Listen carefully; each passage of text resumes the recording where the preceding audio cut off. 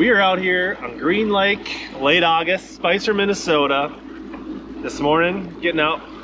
This is the earliest I've been out for a classic bass championship practice. We're at the championship practice, official practice. 33 guys, so 32 plus me, fishing for a brand new Skeeter. That's what's at stake. So we got 3 official practice days, Friday, Saturday, Sunday where we can fish all day, sun up to sundown. Monday we get to graph around for 5-6 hours, and then it all goes down tournament day on Tuesday morning.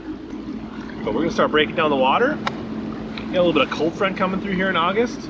Looks like we might got some rain coming up today. I'll show you a little bit of practice, but we're gonna start breaking down this lake. Green Lake is 5,500 acres. It's kind of a round, big bowl, but it's got quite a bit of structure and feature in it, but it's kind of wide open. It's a little bit like a little baby Mille Lacs. Smallmouth, largemouth. Time to start figuring this place out. All right, scratch that. We're taking a different approach. This isn't going to be my typical breakdown tournament where we just walk through the day, you see how it happens, and I kind of explain it. This is the Classic Bass Champions Tour Championship event. Every fish counts. Winner takes home a boat, 1 pound minimum. But instead of just doing the normal tournament recaps, we're going to do this armchair quarterback style. Let's break down where I went wrong and how, spoiler alert, how I suck so bad in this tournament. Let's learn together from my mistakes through practice and during the tournament, how I got on kind of the path I went on, and maybe how I should have got off that path, or maybe and just let's just rip it all apart from the start. Off to a good start. Get there early. Friday morning, taking this event seriously, done a little map study, done a little prep. I've been on the lake a few times, kind of have a game plan of how I want to do practice, how I want to look at the water, how I want to focus on largemouth over smallmouth, because I feel my strengths as an angler, fishing grass largemouth was the way I was going to win this boat, not scoping smallmouth, how typically most 5-fish tournaments are won. So we go out there, get out early, graphing around a little bit. I kind of avoid some spots where I knew I would want to fish based on past of like where largemouth and grass, there was people there. Didn't really feel like I needed to spend a lot of time there. Kind of looking at a unique area of the lake, and I see a little patch of grass. It seemed like I had a lot of bait on it when I graphed it.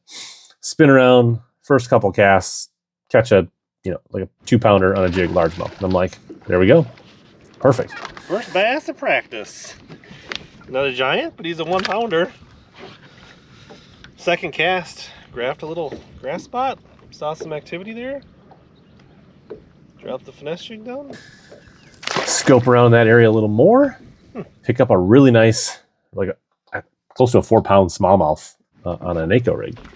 And a NACO rig is something I wanted to put more time in. I actually bought some more stuff for more NACO rigging in this tournament as a way to catch more and better fish in 5-fish tournaments, as well as every fish counts tournaments like this. Pretty instant success, kind of scope around a little bit, and I catch another 3.5-pound smallmouth. And I'm like, sweet, isolated grass. I don't know if these guys are gonna I can do that. There's some nice smallies right here. So I went to check, there's an inlet and outlet, and the way the season's been going and the way that classic bass tournament events go, these are areas where bass stack up. 3 1/4, 3 1/2. So I checked the inlets and outlets. I checked the outlet. There's a few smallmouth there, nothing crazy. It could be a place to start and get multiple fish. The inlet is freaking loaded. The inlet is loaded. There's fish out in the current seam. There's fish along different parts of the current seam. There's largemouth, there's smallmouth. The docks next to it have a bunch of bass on it. And it's like, this is clearly a spot where somebody can win, but it's a super obvious spot. And the way classic bass works, we go off on AOI finish, and I was like, I don't know, 23rd, 24th, something like that. So depending on what half we fish that inlet, I'm either 20 some boats in, or I'm 10 boats out. Either way, I'm probably not getting on the sweet spot first, but I do think there was a pretty decent dock area, and I caught a couple fish, and I shook off some fish in those docks, and it seemed like there was a lot of fish in those docks. And I thought that might be something people may not pay attention to as much, because there were so many fish in the current seams that I thought I should be able to get on a piece of that. So then I spent the rest of the that Friday practice, running, looking for grass in that mid depth, and the first grass that I found was like 9 to 11 feet type grass, not super deep, definitely offshore, but not like super deep. So I ran around and I caught fish on the Nako rig. It wasn't always, but I definitely found fish, both smallies and largemouth, in this mid-range grass. And that's something I'm pretty comfortable with. So that was kind of Friday. And I did check some docks outside of the inlet, and there was a few that had some good fish on it. But there was a lot of dead water on the docks. They didn't seem like they were as good as they should be. Bro. But I did find some stretches that I like. Saturday, I slept in, had breakfast, went to my daughter's varsity season, senior season, high school game. They had a comeback 2-1 victory over Laconia. Now, I do not regret that. That was awesome. Love sharing that experience with my daughter and my family. But it did cost me most of that day of practice. By the time that was done, I didn't get back out on the water till maybe for like 5 hours. So pretty much 2/3 of that day. But I did go out that day, graph around, find some more grass, got a few more bites, and kind of continued the pattern. In a perfect world, should have put in a full day practice on that day and spent more time out there. Sunday, checked some kind of weird stuff. The wind was kind of blowing, kind of looked around some shallow areas, kind of went back and make sure there wasn't anything super shallow, cut canal stuff that didn't want to miss that. But it kind of kept us to half the lake with the wind, and found more grass, caught more fish, built more, kind of got confidence in that Nako rig. I tried a drop shot a little bit, didn't throw it a lot.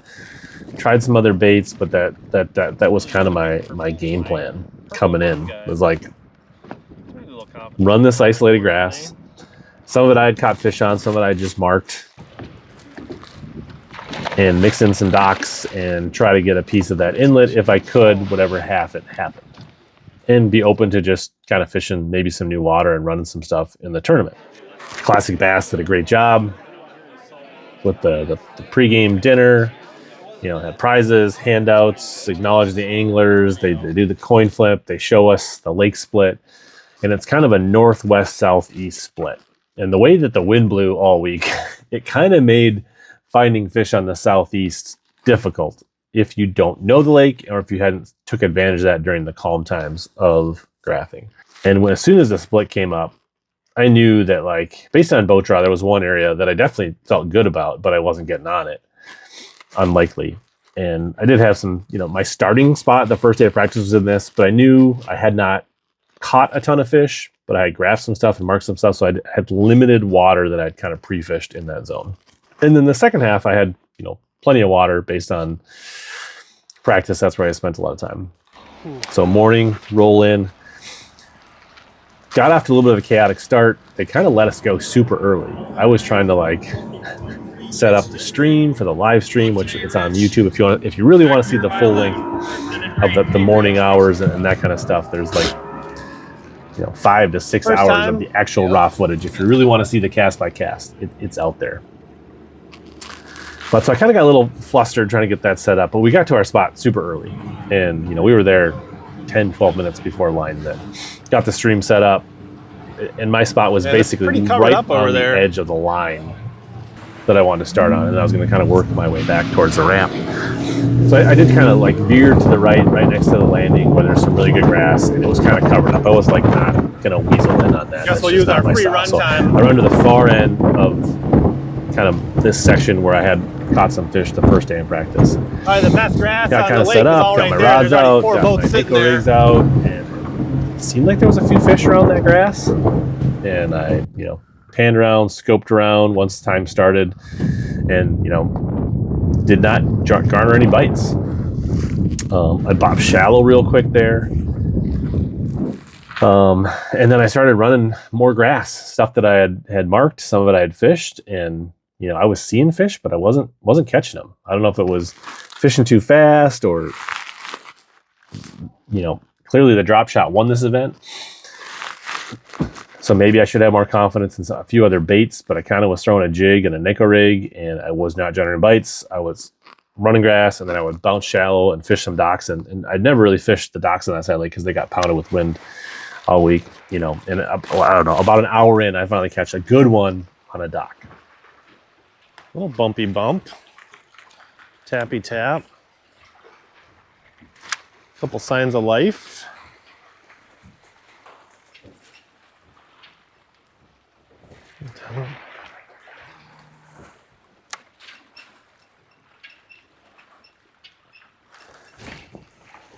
There's fish.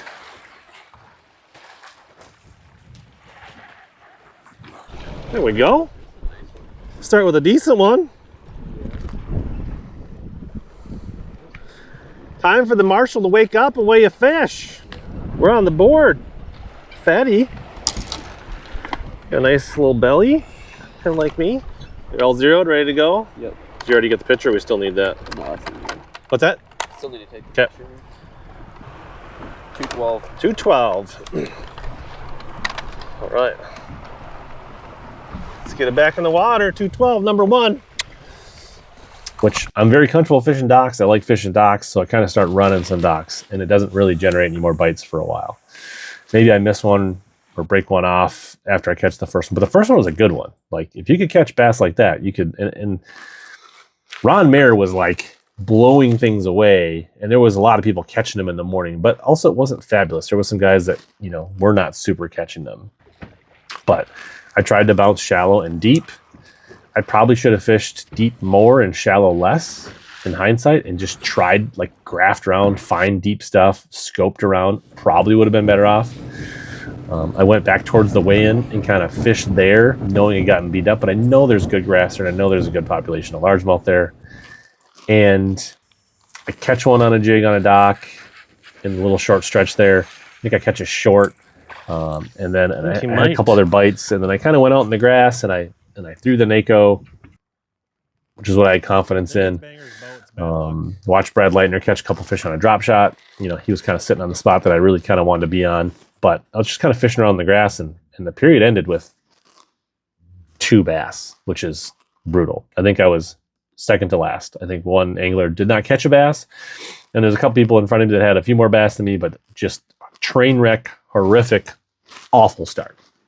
So now we're like, what are we going to do? You know, kind of regroup at half, retie some things. They give us an extended halftime, which I didn't need. Yeah, so try to regroup, refocus, head back out. And we go out to the inlet. You know, we're like boat 8, and there's like, I don't know, 5 of the 6 boats, 7 boats in front of me went there first, and they had all covered up different levels of the seams. And there was probably room to fish out around some of those people in the outer seams, but that's just, I don't know, I like to give people space. So I went into the docks, and I pretty quickly caught a fish.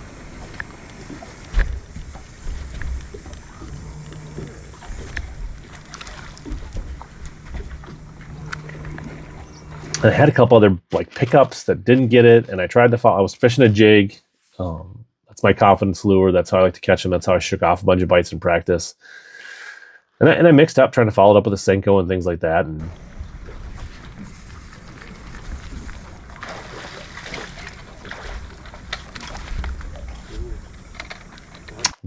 caught a couple fish there, and saw a few fish being caught in the seam, but nothing crazy. But people were pretty aggressive, like coming in there and like fishing around, and it was pretty tense there.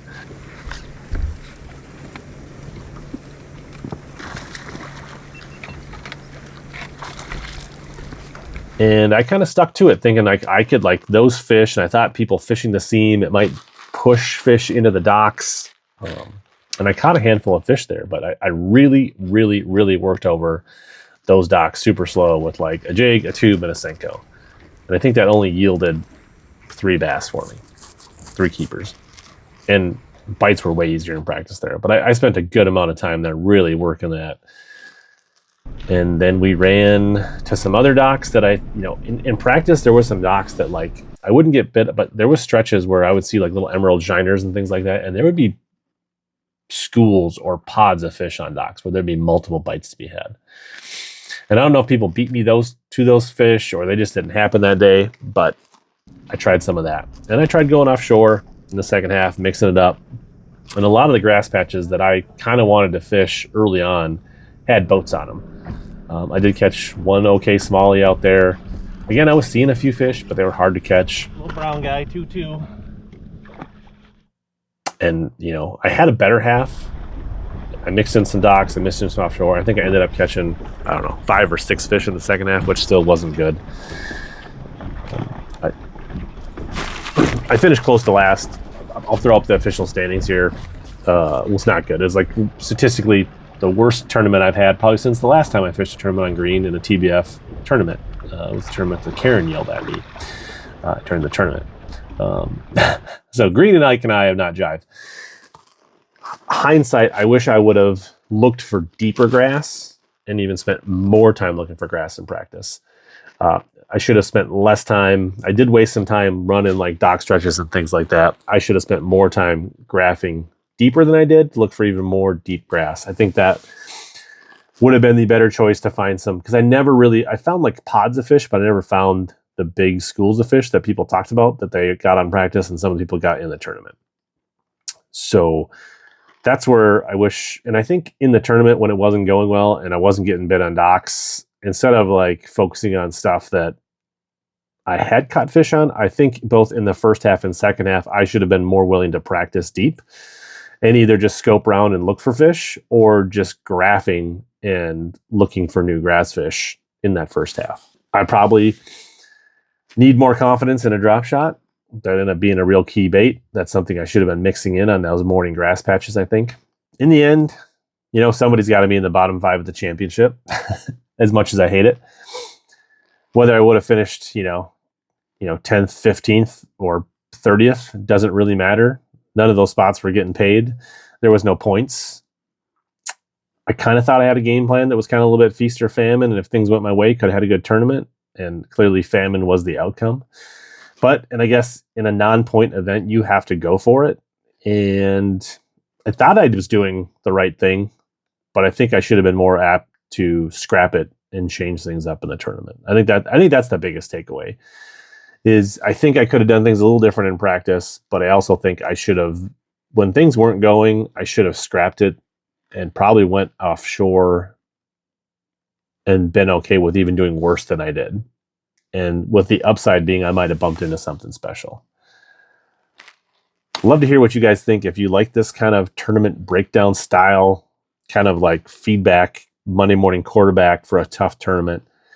We might do some more of them, good and bad. Shout out to Tommy Parker for getting the win. He did an awesome job. 148 pounds and 2 ounces and a winner of a ZX200 Yamaha package from Skeeter Yamaha Boats. Tommy Parker taking home the boat. Tommy Parker. Congratulations, Tommy. And if you want to learn how Tommy caught every single one of his bass and the key to 140 pounds to win that Skeeter boat, check out this live stream interview right here next.